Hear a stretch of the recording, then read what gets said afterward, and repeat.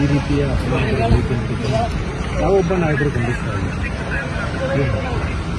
ಬರೀ 2 ದಿನ ಬಹಳಷ್ಟು ಸ್ವಲ್ಪ ನೋಡಕ್ಕೆ ಶರಣ ಆಗಿದೆ. ಯಾಕಂತಂದ್ರೆ ನನಗೆ ಒಂಥರ ಶಾಕಿಂಗ್ ನ್ಯೂಸ್.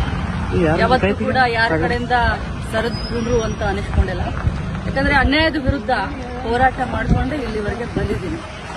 ನನ್ನ ಕರಿಯರ್ ಏನು ರೆಡ್ ಕಾರ್ಪೆಟ್ ಏನಿಲ್ಲ. 26 ವರ್ಷ ಸಂಘರ್ಷ ಮಾಡಿ ಬಂದಿದ್ದೀನಿ.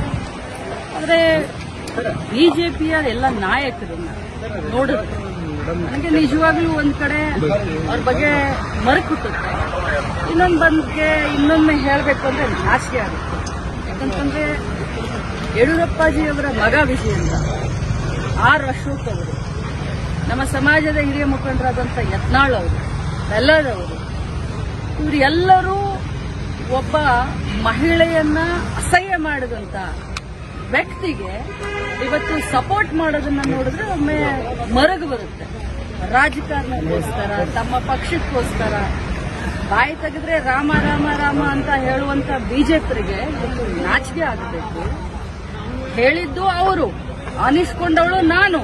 ಇವತ್ತು ಇಡೀ ರಾಜ್ಯದಲ್ಲಿ ಹಾರ ತುರಾಯಿ ಹಾಕಿ ವೈಭವೀಕರಣ ಮಾಡಿಸ್ಕೊಳ್ತಾ ಇದ್ದಾರೆ ಸಿಟಿ ರವಿ ಅವರು.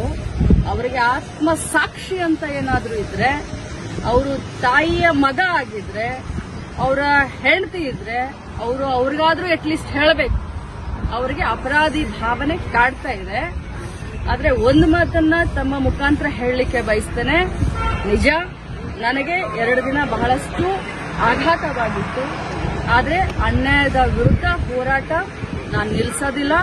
ಮತ್ತೆ ನಾನು ಸಭಾಪತಿಯವರಿಗೆ ಮನವಿಯನ್ನ ಕೊಡ್ತೀನಿ. ಯಾಕಂತಂದ್ರೆ ಅವರು ತಮ್ಮ ಮಾಧ್ಯಮದಲ್ಲಿ ನೋಡಿದ್ದೀನಿ, ಅವ್ರು ಹೇಳಿದ್ದಾರೆ, ಇವತ್ತು ಬೆಳಗ್ಗೆ ಹೇಳಿದ್ದಾರೆ, ನಿನ್ನೆ ಹೇಳಿದ್ದಾರೆ, ನಮ್ಮ ಸದನದಲ್ಲಿ ನಮ್ಮ ಏನು ರೆಕಾರ್ಡಿಂಗ್ ಇದಿರುತ್ತೆ ಅದು ಮ್ಯೂಟ್ ಆಗಿತ್ತು, ನನಗೆ ಬರಲಿಲ್ಲ, ಆದ್ರೆ ಮಾಧ್ಯಮದಲ್ಲಿ ಇದೆ ಅಂತ ಹೇಳಿದ್ದಾರೆ. ನನ್ನ ಹತ್ರ ಕೂಡ ಸಾಕ್ಷಿ ಇದೆ, ನಾನು ಕೂಡ ಸಾಕ್ಷಿಯನ್ನ ರಿಲೀಸ್ ಮಾಡ್ತೀನಿ.